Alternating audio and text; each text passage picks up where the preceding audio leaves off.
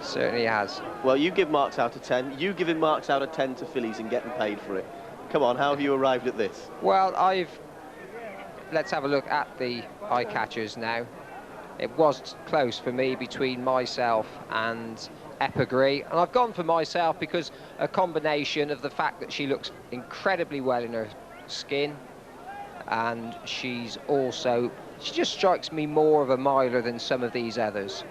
She also impressed Graham on the way to the post. Mina's Gold didn't, and Macumba down in the ring, wouldn't be a surprise if she was good enough to win, but whatever she does, she's going to improve over a further trip than today. And Akerid, the one that Willie Carson's plumped for, maybe not the flavour of the month, but just a little bit easier to back. And here she is, Me, Myself, I. Myself from Lady Tavistock's celebrated broodmare, granddaughter of Mrs. Moss, whose progeny have taken, well, the Tavistock family and the name all over the world, really. This filly, very tough individual. She's got a little bit of a quirk about her, regarded as a quirk, because she flashes her tail. John Reader rode her very sympathetically when she reappeared here just over 2 weeks ago to take the Nell Gwyn Stakes. And John, it was a good turn of speed she showed. Well, this was, along with Diffident, the two horses that impressed me most in that fact from the Craven meeting, because when John Reader asked her to go about her business, it's got to be said that she looked further forward than 2 or 3 of these others in the field, but she also looks as though she's done well from this race, but she's come there absolutely cruising. Look, Epigris, admittedly a little bit green on this side, but struggling and not showing anywhere near the speed of Peter Chapel-Hyams' filly, and she's going to be hard to turn over. And the latest betting is that Akerid has gone out a further 1/4 point from 11-4 to 3-1. Haraya also out now from 5s to 11-2. Moonshell, who was 11-2 and visited 5s, is back at 11-2. And then it's 13-2, Macumba in 1/2 point from 7, still at 7-1. Epigris, Myself remains at 8-1. Then it's 10s, Gay Galanta, 16-1, Home Magic. Support for Autumn Affair in from 50s to 33-1. All-Time Great remains at 40s, but Fleet Hill has advanced in the market from 100-1 to 66-1.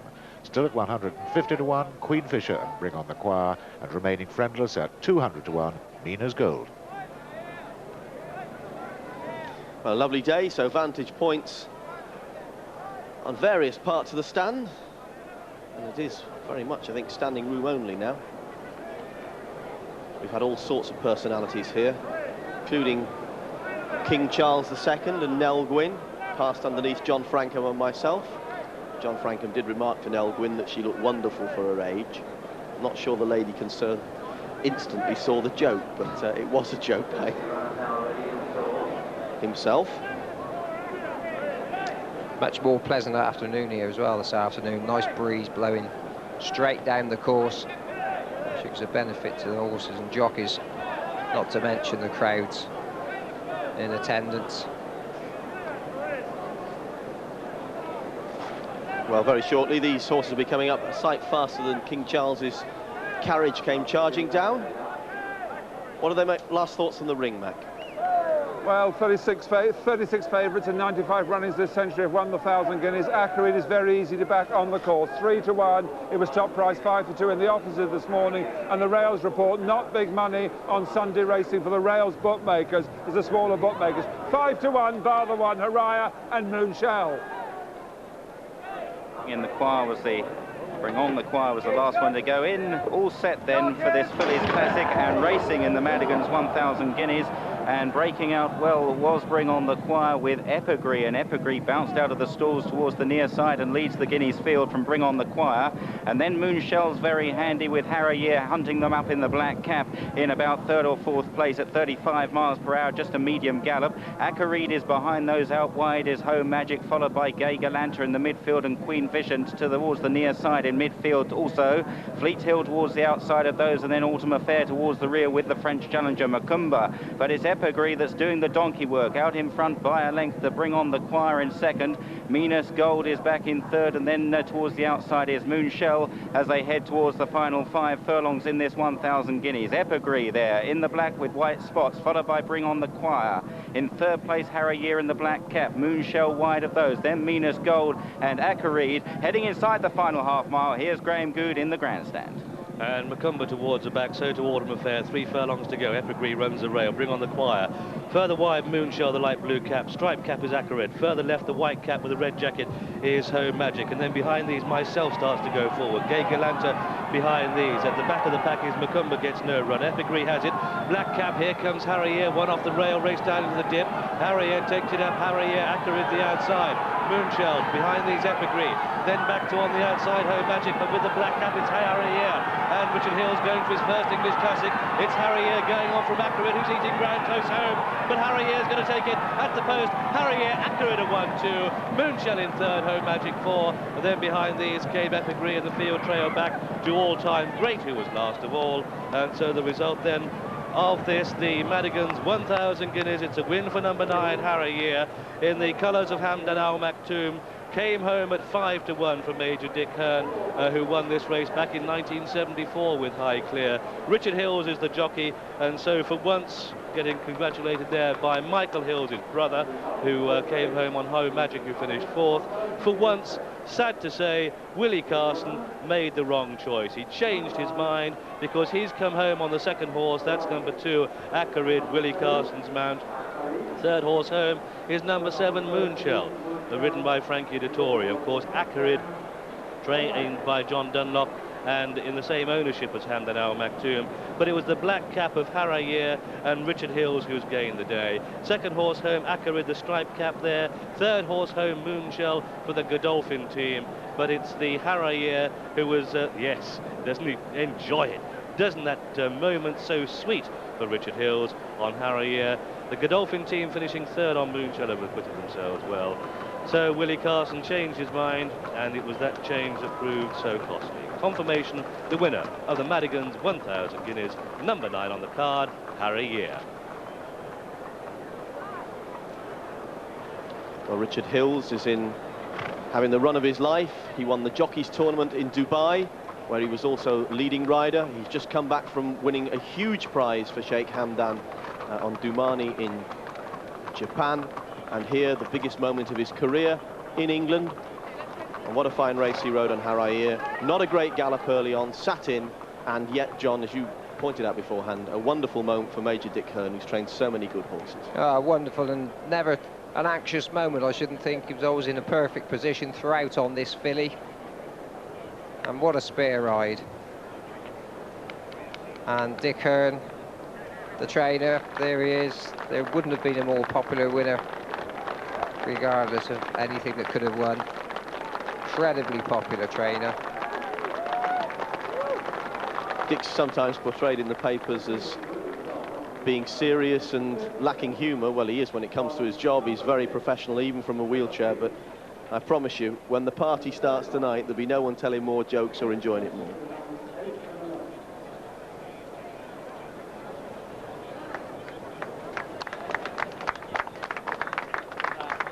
I didn't know then the 50 years on. I didn't know. Thank you very much, sir. 50 years on, Dick. I didn't know the 50 years on and been in the winning enclosure at Newmarket. And when Highclere won, did you thought that all these years later you'd still be training 1,000 guineas winners? I never considered it impossible. And many more, Dick. Thanks very much. What do you never know? What do you think when Willie deserted you? I can understand it. I can understand it because, as he said, the filly was unbeaten and she won a Group 1. And, you know, it was a very difficult decision for him. And this filly, Dick, you've always been thrilled with her. How good can she be? Well, I don't know whether she'll be any better than she is today, but that was good enough. Dick, many congratulations. Yeah. Here comes Willie, and he's paid to give you away. Thank you. Thank you very much.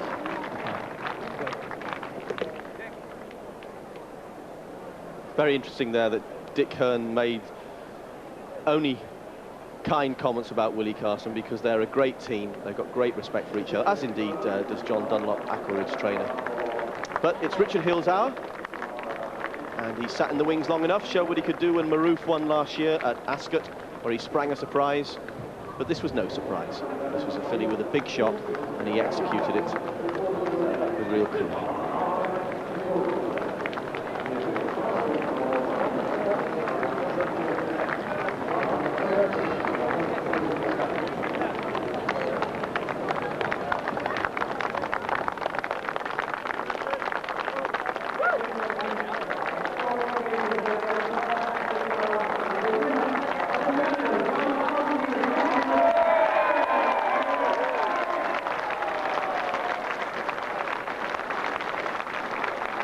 It is actually nice to see someone else winning for a change, John. I mean, the big names are fantastic riders, but, I mean, that joy, I mean...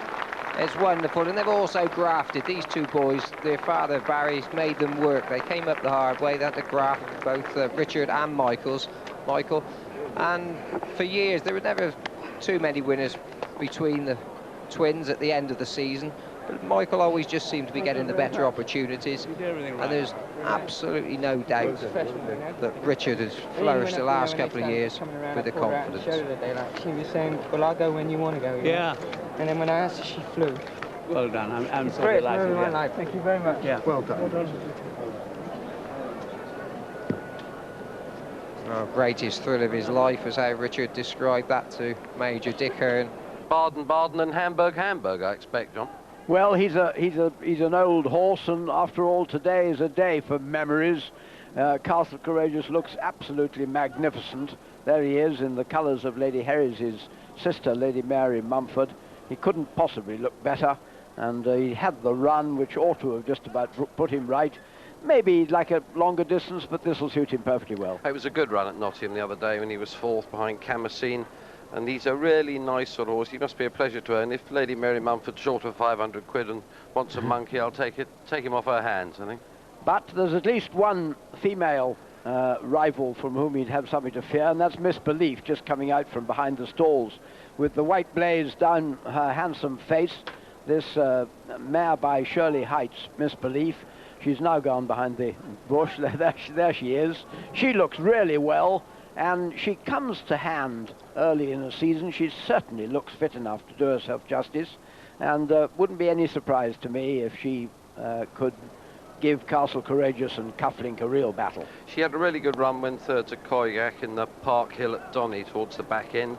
Certainly goes on the ground, and James Fanshaw's yard is in very good form.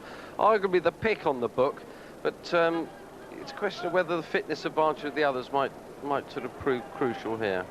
She looks pretty fit to me. Let's have a look at Cufflink, who of course comes from the bang-in form stable of Major Hearn, who won that enormously popular. This is still Miss Belief. In fact, there's Cufflink in the background in the Sobel colours, the light blue colours, with a yellow and white check cap, just going in the stalls. The winner of the Queen Alexandra Stakes, which was rescued from extinction this season. Of course, the longest flat race in the book, and almost certainly Cufflink would prefer a distance a little bit further than this, but he's got good form over 1 3/4 miles. He was disqualified after beating My Patriarch at York, rather unluckily disqualified, I thought. Really good, tough stayer, but might just need this first outing. You'd think he'd had to have a considerable amount of pace on here, John, to be effective now over 1.6 miles. He's looked as if he's a real stay. You'd think so, certainly. Well, Blue Judge was once second in the Derby, second to Commander-in-Chief. Can you remember Commander-in-Chief? It's not easy to do so. Sadly, Blue Judge hasn't done much since then, and Nawar has won his only flat race in France. But I think they're all in. So over to you, Graham. It's over 1.6 miles. Let's see what happens to these dedicated stayers, see if anyone's going to go out and really make the running. And it's Blue Judge. It's a Dawdle, would you believe? Now, Castle Courageous is a guaranteed stayer. Cufflink a guaranteed stayer too. And both horses are being ridden for a bit of pace over this 1.6 miles trip. Blue Judge leading then by 1.5 lengths to English Invader, who runs the rail the inside of Castle Courageous. These are followed through by Cufflink, Nawar, and then one of the back markers is Miss Belief. And the back marker is Gruntled as they turn right-handed and race away from the stands. No change in the lead. It's still Blue Judge who has it from Castle Courageous, showing in second. Then the red colours, English Invader, the inside of Cufflink. These are 3 and 4, followed by Noir, and then Misgruntled and Misbelief nearer last and first as they go through the first half mile at this very, very steady pace. Set by Blue Judge and Frankie Dettori by about a length. To Castle Courageous in second place, and on the outside Misgruntled making a name for herself, trying to get into the argument. Misbelief held up off the pace, so to English Invader, and Noir is now the big back marker as they make another right-handed turn and go down towards the halfway stage. Blue Judge leading from Castle Courageous in second, and then Misgruntled racing in third. These are followed by English Invader 4, and then comes Cufflink 5, with Misbelief on the outside showing 6th place with Noir. They've levelled up down the backstretch, only about 4 lengths between the pack, with Blue Judge setting the way still. Blue Judge on the front end, Castle Courageous the red cap, that's a horse with a big nose band, old Castle Courageous. Then Misgruntled, the rank outsider, traded at 100 to 1 in the ring, if not bigger. Red colours, the rails, English Invader, twice a winner on soft ground in France. Cufflink is in the light blue with the yellow cap, still held up off the pace is Misbelief. Ran well early, first time up last year on the outside of the black cap Noir, just edging into the picture now. Still the tempo increasing, but it's only just, and it's still Blue Judge who has it, with Castle Courageous, and then still sitting with them is the rank outsider Misgruntled. Then we have English Invader followed by Cufflink, and as they begin the turn out of the back straight, still Misbelief nearer last and first. Still one more turn to take, or at least this steady bend, as they've got half a mile to go. Blue Judge still has it. Blue Judge from in second place, Castle Courageous. And now Misgruntled is the one that's dropping right away. English Invader on the inside. Look at Misbelief, the horse with the big white face on the outside now. But Castle Courageous heads for home in the lead from Blue Judge, who runs the rail. Here comes Cufflink with a bit of a rush. Locked in and nowhere to go, English Invader. Misbelief on the outside with the hoop sleeves, but Cufflink is sent on now. And as they come past the two, it's Cufflink who goes into a lead by a couple of lengths. Misbelief on the outside. It's closing. Still got about 200 yards to go. Cufflink and Misbelief back to Castle Courageous, and then Blue Judge. They're inside the final furlong now, and it's Cufflink in the lead, holding on for Misbelief, who's going to be placed yet again up towards the line. Cufflink's going to take it at the post. Cufflink it is from Misbelief, very close for third, Blue Judge and Castle Courageous. Then came English Invader, then Noir in the field trail back to Misgruntled, who was last of all. And so the result then of this, the Pegasus Condition Stakes, it's a win for number 2, Cufflink, in the colours of Lord Weinstock, trained by Major Dick Hearn and ridden by Paul Edery, for whom this Caerleon gelding was the 10th winner of the season. Second horse home is number 5, Misbelief, ridden by David Harrison. Third was number 6, Blue Judge, ridden by Frankie Dettori. And there in third place, nearest to us, number 6, Blue Judge, confirming the Castle Courageous. Into 1, 14 to 1 bar. Under orders, and they race away.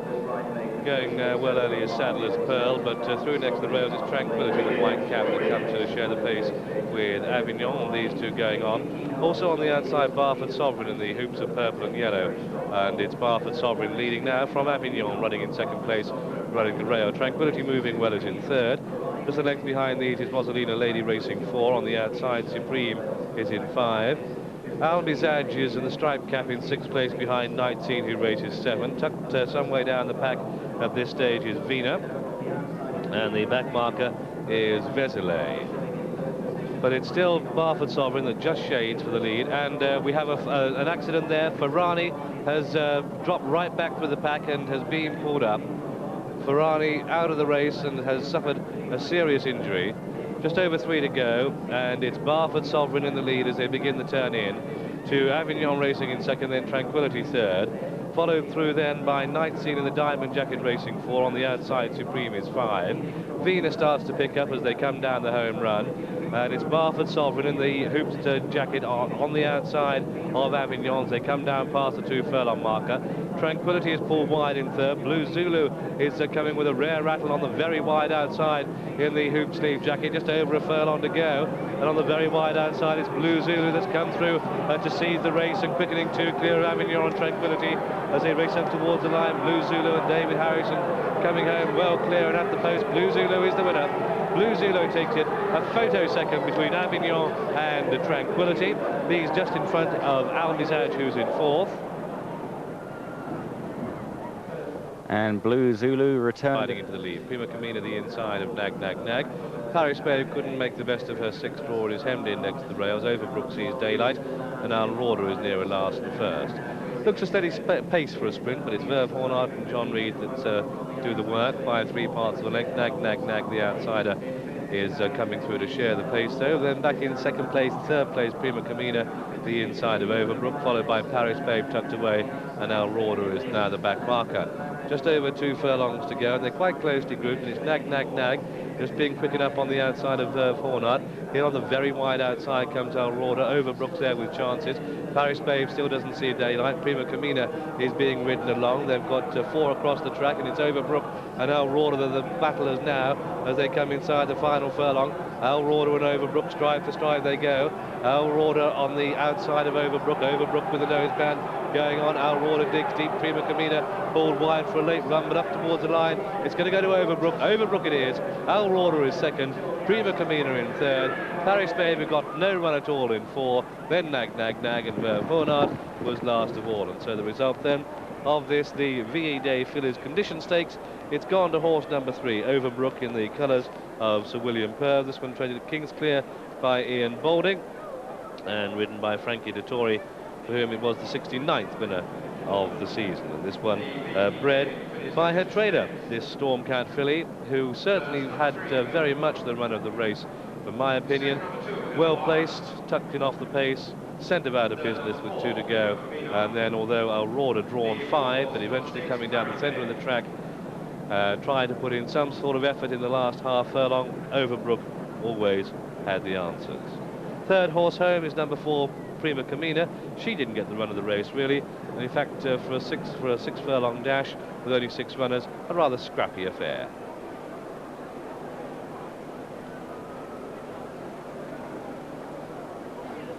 Both these fillies ran their last race here at Kempton, and Alrauda gets an awful lot closer this time.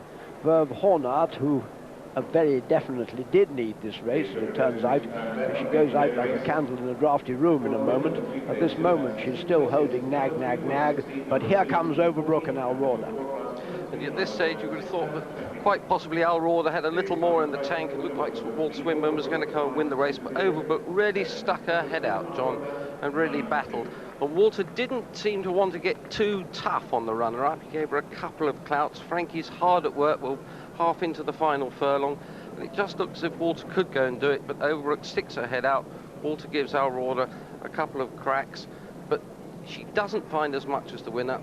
I just wonder whether Walter knows that she's not wild about this end of the race, and Overbrook in fact has lived up to those last year's reputations. Here's the SP. And Overbrook justifying her position in the market, the 5-2 favourite. Second, number 2, Alrauda at 9-2, and third, number 4, Prima Camina.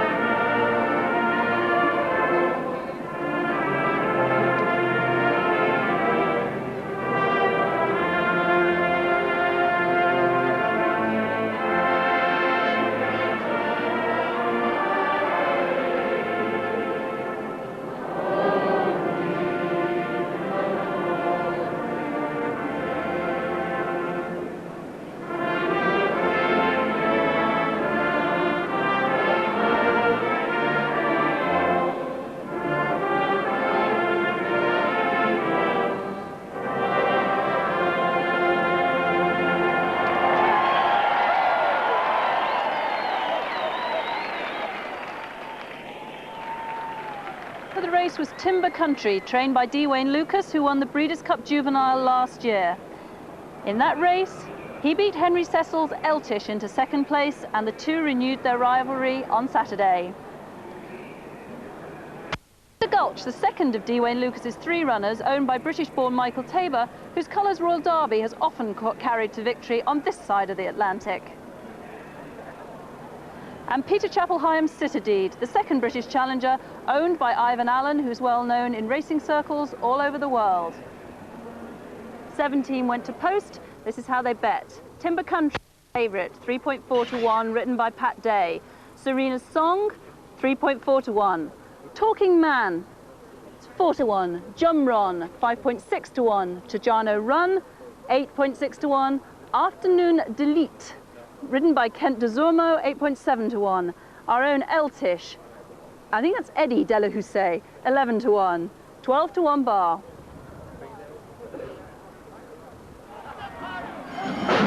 And they're off in a Kentucky Derby. Afternoon Delights gets away quickly, and Serena's Song is expected on the outside. Along the inside, Wild Sin takes up the chase. Citadel in the middle of the racetrack as they pass us for the first time. Serena's Song on the outside leads it. Wild Sin at the rail is second. Citadel right there, third. Talking Man in tight quarters between horses, fourth. Pyramid Peak at the rail is fifth. Thunder Gulch a close-up sixth. Afternoon Delight 3 wide is seventh. That's Jumron Racing a close-up 8th. At the rail, Suave Prospect saving ground in 9th. Then Lake George is 10th. Eltish is 11th. Gappa 2, Tahano Run is 12th. Dazzling Falls Race is 13th. On the outside, Timber Country is next. Then comes In Character, Mekki. Ski Captain is third last. Jambalaya Jazz is second last. And at the back of the pack, that's Nakadoon, 19th and last. Down the backstretch, it's still Serena's Song. Corey Nakatani aboard. He's trying to win this one wire to wire. Wild Sin with Randy Romero on the outside, then a wall of horses charging up, and Citadel, a long shot, part of the mutual field, is right there. Citadel takes up the chase and the challenge and moves on Serena's Song, but Corey Nakatani lets a notch out. It's still Serena's Song. Citadel now Talking Man is in gear. On the inside in blue and white colors. On the outside, Thunder Gulch with the white blinkers, and Gary Stevens aboard has something to say about this Derby as they turn for home. A little more than a quarter of a mile to go. Serena's Song desperate to hang on between horses. Talking Man on the inside, but Thunder Gulch emerges with the lead, and Thunder Gulch with Gary Stevens takes command. Talking Man along the inside, and now here comes Tahano Run, and in the middle of the racetrack, it's Eltish along with Jumron, and down the stretch they come in the Derby, and here's the winner. It's Thunder Gulch. Lucas wins it with the lesser of the 3 horses he trained. How about that? Simides and Durante all won the Jubilee twice. The favourite here is Air Commodore, has touched 4 to 1 into Carpet 3 to 1, a strongly backed favourite, although only 2 favourites in 16 runnings over a mile have won the Jubilee. And they're now showing 7 to 1 against Desert Green. As I said, 6 to 1 Kailman. Naves Ash is a 10 to 1 chance on the top. Mr. Martini is trying to equal the record weight carrying performance ever in this race. You go back to 1888 when the Classy Minting won under 10 stone. No horse has defied a higher weight since then. 10 stone. Mr. Martini is a 9 to 1 chance, but 3 to 1 favourite, well backed Air Commodore. And the eye catchers in the paddock, John and I thought Kailman looked well primed for the job. Graham on the course they went down. Desert Green caught his eye. He wasn't so keen on Top Guide. And Mac fairly unequivocal. The money in the ring is for Air Commodore. And the one on the wander is Naves Ash, fairly friendless.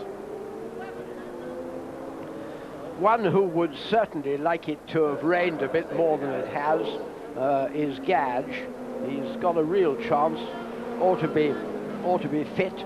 Has had 3 runs and absolutely not disgraced behind Star Manager in the Newbury Spring Cup last week.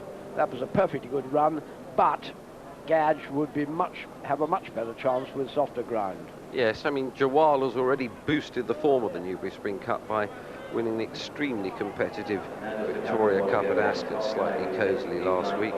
And they were backing Gadge early this morning. They took the 8s with Labyrinths, who were just a tiny bit long. But I'm surprised to see the support fairly sustained for him, given that his best form is arguably on good or even softer ground.